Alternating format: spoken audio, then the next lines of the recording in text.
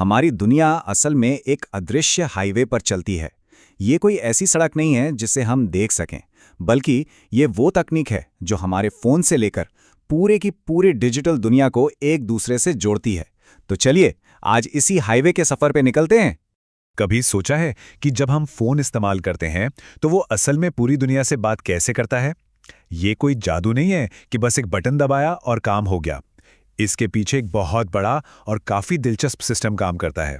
तो होता ये है कि ये सारा का सारा कम्युनिकेशन आसमान में बने एक अदृश्य हाईवे पर होता है। इस हाईवे पर गाड़ियां नहीं दौड़ती, बल्कि हमारी आवाज़, हमारे मैसेजेस और हमारा सारा का सारा डेटा सफ़र करता है। तो सवाल ये उठता है कि ये जो अदृश्य हाईवे है, ये आखिर बना किस चीज़ से है? देखिए, इसकी नींव है रेडियो स्पेक्ट्रम। चलिए समझते हैं कि ये आखिर है क्या।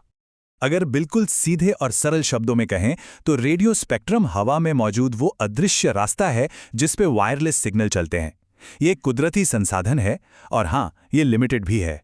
इसको ऐसे समझिए कि यही वो जमीन है जिस पर हमारा ये पूरा अदृश्य हाईवे बनाया गया है। अब देखिए, इस जमीन के भी दो मेन हिस्से हैं। पहला है लाइसेंस्ड स्पेक्ट्रम। इसको आप एक प्राइवेट टोल रोड की तरह समझ सकते हैं। मोबाइल कंपनियां इस पर चलने का अधिकार खरीदती हैं ताकि हमें बिना किसी रुकावट के अच्छी सर्विस मिल सके। और दूसरा है अनलाइसेंस्ड स्पेक्ट्रम। ये एक पब्लिक पार्क जैसा है, सबके लिए खुला हुआ। इसे वाईफाई और ब्लूटूथ जैसी टेक्नोलॉजी इस्तेमाल करती हैं। और पता है, इस हाईवे की चौड़ाई बहुत ज्यादा मायने रखती है।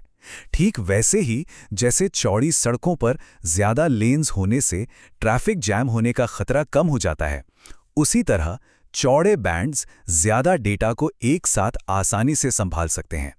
और डेटा की ये भूख, अरे ये तो लगातार बढ़ती ही गई है। सोचिए, 2G तकनीक को सिर्फ 200 किलोहर्ट्ज़ चैनल की जरूरत थी, जबकि आज 5G को 400 मेगाहर्ट्ज़ तक के बहुत ही चौड़े चैनलों की जरूरत पड़ती है। मतलब हाईवे को लगातार चौड़ा करते ही जाना पड़ रहा है। लेकिन जरा सोचिए, जब हाईवे लिमिटेड हो और उस पर ट्रैफिक लगातार बढ़ता ही जाए तो क्या होगा? जाहिर है, जाम लग जाएगा। इसीलिए इस ट्रैफिक को मैनेज करना बहुत जरूरी हो जाता है। तो चलिए देखते हैं कि इन एयरवेज का मैनेजमेंट आखिर होता कैसे है।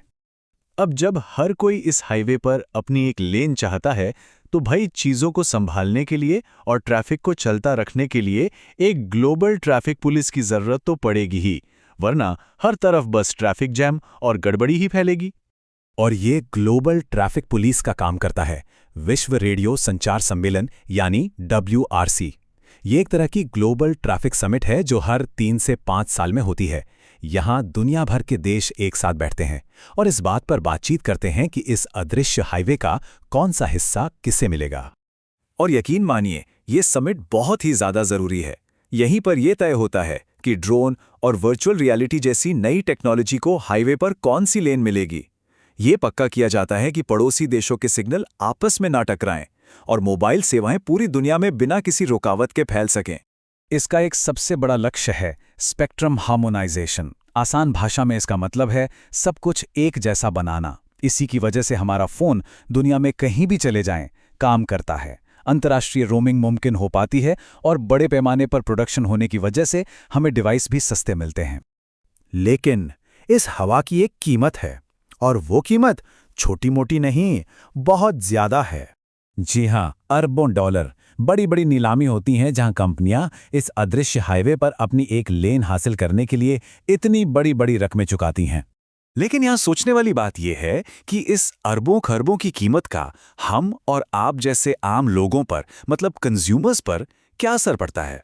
असल में होता यह है कि जब सरकारें स्पेक्ट्रम की कीमतें बहुत ज्यादा बढ़ा देती हैं, तो इसका सीधा बोझ घूम फिरकर हम पर ही पड़ता है। और नतीजा, खराब मोबाइल कवरेज, महंगी सेवाएं और स्लो इंटरनेट स्पीड। और पूरी दुनिया में इसमें एक बहुत बड़ा अंतर देखने को मिलता है। कई विकासशील देशों में मोबाइल सेवाओं के लिए सिर्फ 150 से 200 मेगाहर्ट्ज स्पेक्ट्रम ही मौजूद है, जबकि विकसित बाजारों में यही आंकड़ा 650 मेगाहर्ट्ज से भी कहीं ज्यादा है। तो एक तरफ तो ये बढ़ती कीमतें हैं और दूसरी तरफ डेटा के लिए हमारी भूख जो कम होने का नाम ही नहीं ले रही। चलिए अब थोड़ा भविष्य की तरफ देखते हैं और समझते हैं कि कनेक्टिविटी की अगली चुनौतियां आखिर हैं क्या। डेटा की खपत में तो समझिए एक तरह का धमाका ही हुआ है। सिर्फ 5 सालों के अंदर मोबाइल डेटा ट्रैफिक 18 गुना, जी हां 18 गुना बढ़ गया। और इसका सबसे बड़ा कारण रहा है वीडियो। डेटा की ये भूख तो हर अनुमान को पार कर चुकी है। अब इस बढ़ते हुए ट्रैफिक से निपटने के लिए मोबाइल ऑपरेटर्स के पास मोटे तौर पर 4 मुख्य रणनीतियां होती हैं। या तो वो ज्यादा स्पेक्ट्रम का इस्तेमाल करें, या स्पेक्ट्रम की क्षमता को बढ़ाएं, ज्यादा सेल टावर्स लगाएं, या फिर वाईफाई का इस्तेमाल करें। लेकिन इन सब में सबसे जरूरी है ज्यादा स्पेक्ट्रम का मिलना। और सच तो यह है कि WRC हमेशा से ही इस हाईवे को बनाने में सबसे आगे रहा है। 1979 में 2G के लिए रास्ता बनाने से लेकर आज 5G के लिए चौड़े चौड़े बैंड्स तय करने तक हर जनरेशन की तकनीक को रफ्तार देने में WRC की एक बहुत अहम भूमिका रही है। तो आखिर में सवाल यही बचता है कि जैसे जैसे डेटा के लिए हमारी ये भूख और भी ज्यादा बढ़ेगी, हम भविष्य के इस अदृश्य हाईवे को आखिर आपस में बांटेंगे कैसे? इस सवाल का जवाब ही हमारी डिजिटल दुनिया का आने वाला कल तय करेगा।